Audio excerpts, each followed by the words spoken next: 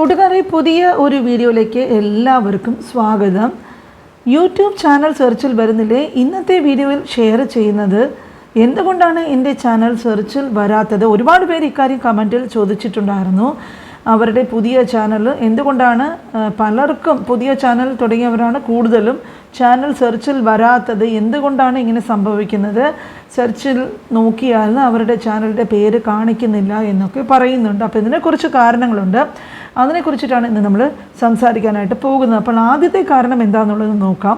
പുതിയ ചാനൽ തുടങ്ങിയിട്ടുള്ള ക്രിയേറ്റേഴ്സ് ആണെങ്കിൽ അത് ഡിറ്റക്റ്റ് ചെയ്യാനായിട്ട് കുറച്ച് സമയമാകും. ഏതാണ്ട് ഒരു 2-3 ആഴ്ചകളൊക്കെ കഴിഞ്ഞ് മാത്രമേ നിങ്ങളുടെ പുതിയ ചാനൽ സെർച്ചിൽ വരികയുള്ളൂ. അതുവരെ ക്ഷമയോടെ കാത്തിരിക്കുക. സാധാരണ ഒരു ക്രിയേറ്റർ ചാനൽ തുടങ്ങിക്കഴിഞ്ഞാൽ ഇടയ്ക്കിടയ്ക്ക് അവർ ചെന്ന് നോക്കി ഡിറ്റക്റ്റ് ചെയ്യാനായിട്ട് ശ്രമിച്ചുകൊണ്ടേ ഇരിക്കും, ആ ചാനൽ വരുന്നുണ്ടോ, എന്ത് പറ്റി എന്നൊക്കെ.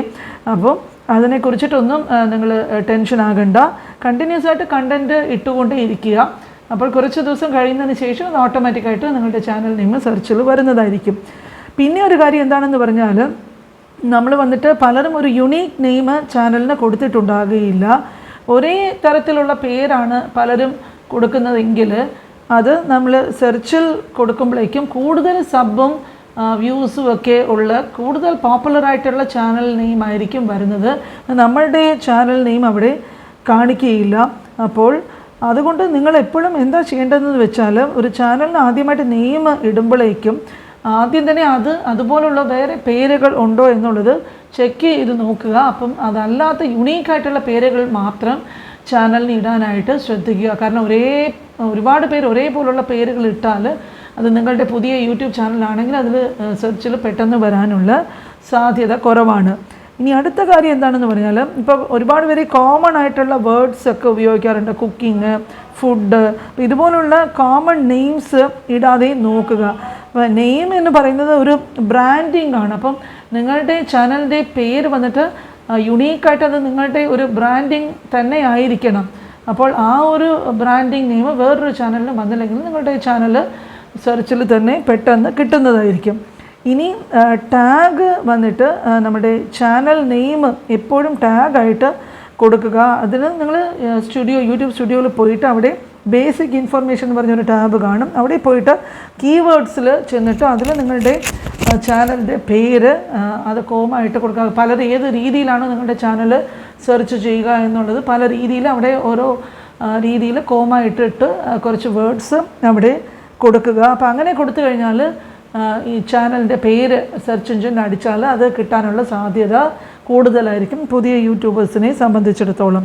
പിന്നെ നിങ്ങളുടെ ചാനലിന് വന്നിട്ട് യുണീക്ക് അതെപ്പോഴും യുണീക്കായിട്ട് വെക്കുക. എന്താണെന്ന് പറഞ്ഞാൽ, എപ്പോഴും നിങ്ങളുടെ വീഡിയോസിന് നല്ല ലൈക്കും നല്ല സബും നല്ല വാച്ച് അവറും ഒക്കെ ഉണ്ടെങ്കിൽ അങ്ങനെയുള്ള ചാനൽ റാങ്കിങ്ങിൽ ആദ്യം തന്നെ എപ്പോഴും സെർച്ചിൽ യൂട്യൂബിൽ കാണാനായിട്ട് സാധിക്കും. അപ്പോൾ അതിനായിട്ട് എപ്പോഴും നല്ല നല്ല കണ്ടൻറ്റ് തന്നെ ക്രിയേറ്റ് ചെയ്യാനായിട്ട് ശ്രമിക്കുക.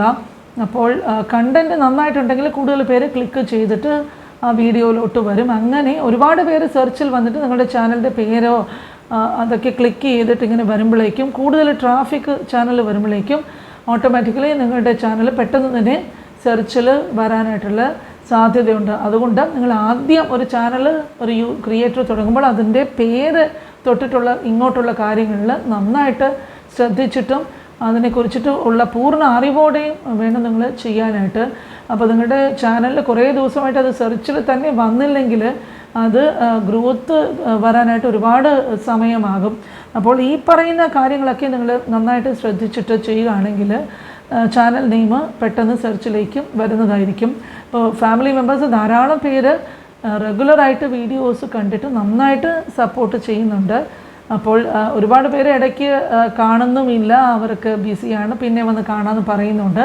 കാണാനായിട്ട് ഒരു തിരക്കുമില്ല. നിങ്ങൾക്ക് എപ്പോൾ സമയം കിട്ടുന്നോ സാവകാശം, അതായത് വീഡിയോ മുഴുവനും കാണാനുള്ള സമയം കിട്ടുമ്പോൾ മാത്രം കാണുക. അല്ലാതെ പെട്ടെന്ന് ധൃതി പിടിച്ചിട്ട് കണ്ടത് കൊണ്ട് നിങ്ങൾക്ക് കാര്യങ്ങൾ അങ്ങനെ മനസ്സിലാകില്ല.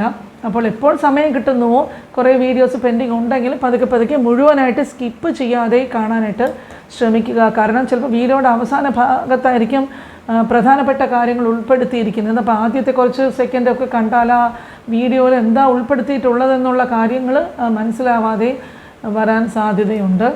അപ്പോൾ എല്ലാവരും എപ്പോഴും പറയുന്നത് പോലെ വീഡിയോസ് ലൈക്ക് ചെയ്യുക.